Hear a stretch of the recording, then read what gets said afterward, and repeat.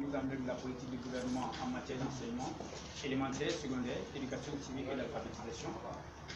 On va cette année avoir majoritairement 5 actions phares. Nous avons présenté 5 actions phares.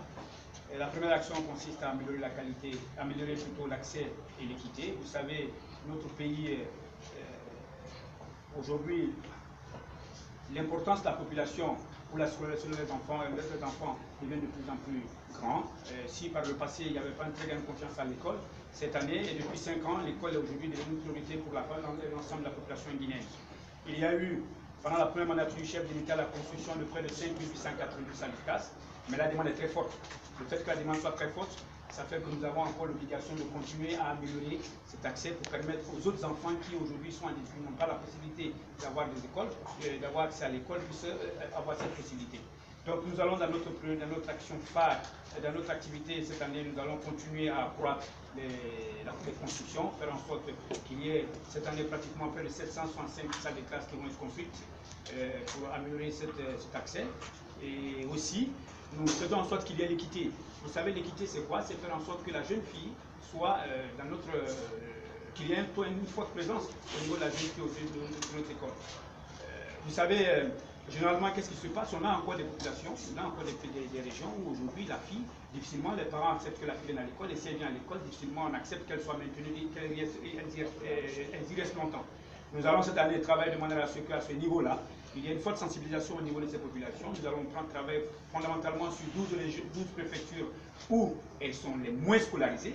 Nous allons travailler de manière à ce qu'à ce niveau-là, il y ait une forte sensibilisation pour que les enfants, les filles puissent venir à l'école afin que leur taux de scolarisation soit aussi élevé. Deuxième des choses sur laquelle nous allons continuer à mettre l'accent, qui est fondamental, c'est faire en sorte qu'il y ait une amélioration du taux de l'apprentissage, de la qualité de l'enseignement-apprentissage.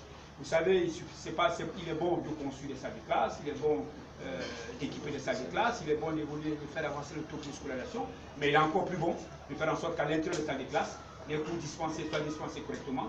Il est bon qu'à l'intérieur des salles de classe, que les enseignants qui doivent y être soient. Il est bon qu'à l'intérieur des salles de classe, que les cours soient donnés de manière à ce que les enfants qui sont en classe soient capables de pouvoir assimiler les cours.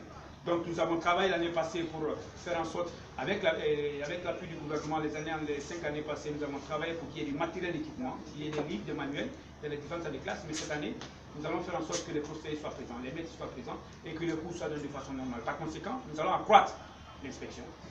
Nous allons accroître l'inspection, nous allons faire en sorte qu'il y ait une inspection accrue dans les différentes écoles pour vérifier la nature des cours qui sont donnés, pour vérifier la présence du corps enseignant, pour que notre école, au niveau de la qualité, au niveau de l'enseignement-apprentissage, s'améliore.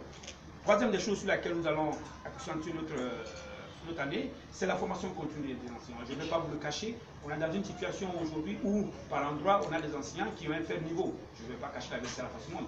Non, c'est connu de tout le monde. On a encore des enseignants qui ont un faible niveau, mais cela date de longtemps. Vous savez comment se faisait le recrutement ici, pour l'école? Il n'y avait pas de concours d'accès, n'importe qui pouvait inscrire sa fille, son frère. Donc, par conséquent, nous avons des enseignants qui sont venus et qui existent dans notre système avec un niveau faible. Et le ministère de l'enseignement préuniversitaire n'étant pas le ministère qui vide un enseignant tout simplement parce qu'il faut le vider, nous ne recrutons pas les enseignants, les fonctions ne dépendent pas de nous.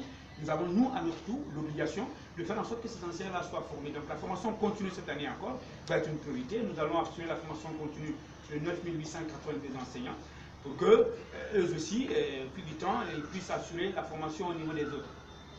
Une des choses que nous allons prendre en compte cette année, c'est aussi la formation de 512 chefs d'unité pédagogique et 575 chefs d'unité pédagogique. Qu'est-ce qu'on appelle les chefs d'unité pédagogique? Les chefs d'unité pédagogique, vous savez, au niveau de l'école, vous avez par exemple un collège où il y a 15-20% de français. Ils constituent une unité pédagogique.